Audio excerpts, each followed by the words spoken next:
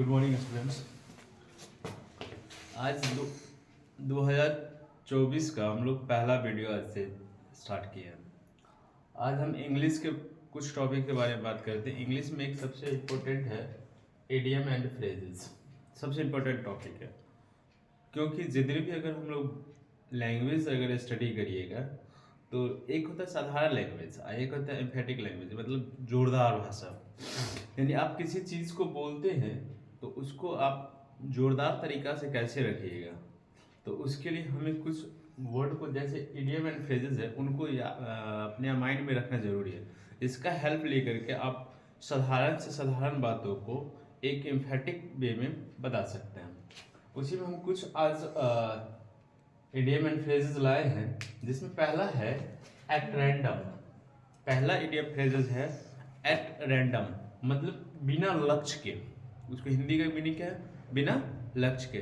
सब इसका एक एग्जांपल देखिएगा, he kick the ball at random, यानी he kick the ball at random, यानी वह क्या किया, एक बॉल को पांव से मारा, मतलब किक किया एट रैंडम, बिना लक्ष्य का, यानी उसका कोई एम नहीं था किधर मारना है, वो उसने किक कर दिया बॉल। जैसे अगर कहिएगा Rohan kick the ball at random, यानी रोहन ने क्या किया, तो अचानक बॉल को किक किया, उसका कोई लक्ष्य नहीं था। दूसरा है एट हार्ट, हृदय से।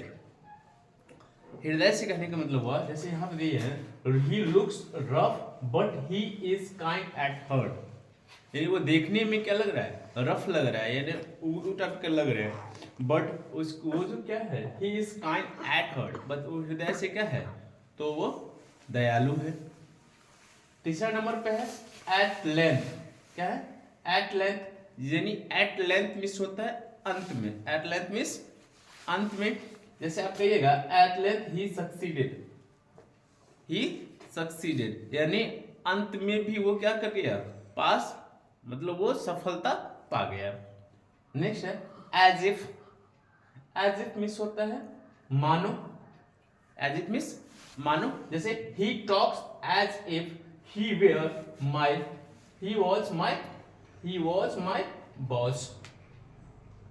was my boss, यानी कहने का मतलब क्या, वह ऐसे बात करता है जैसे वह मेरा क्या हो, बॉस हो।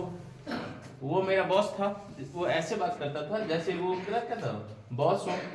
इसके बाद आता है एट हैंड। एट हैंड यानी नजदीक में। एट हैंड मतलब होता है एट और मेरे नजदीक में क्या है, तो एट हैंड। जैसे अभी एग्जाम का टाइमिंग चल रहा है तो कुछ स्टूडेंट क्या बोलेगा, जो क्या eight hand, my exam is eight hand, my exam is eight hand, मेरे एग्जाम जो है, मेरी परीक्षा जो है वो क्या है, नजदीक है।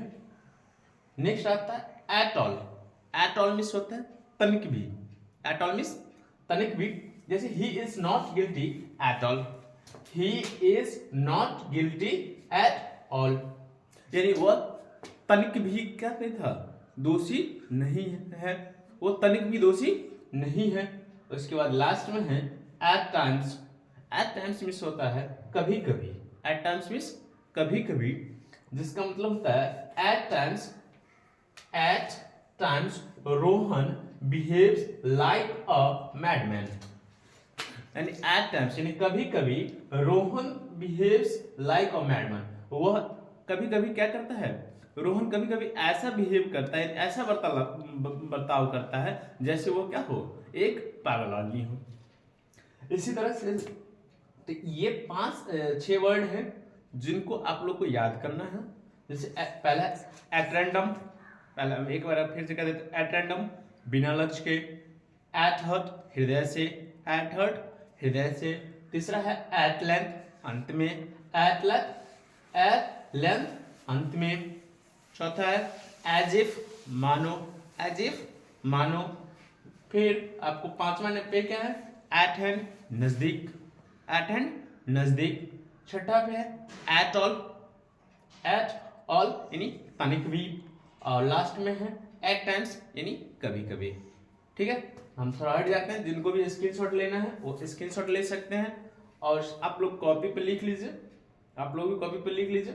एट रैंडम मिस होता है बिना लक्ष्य के, एट आउट में जैसे, एट लेंथ में अंत में, एज इफ मत मानो, एट एंड में नजदीक, एट ऑल में तनिक भी, एट टाइम्स में कभी कभी। ठीक है, समझ गए? बाय।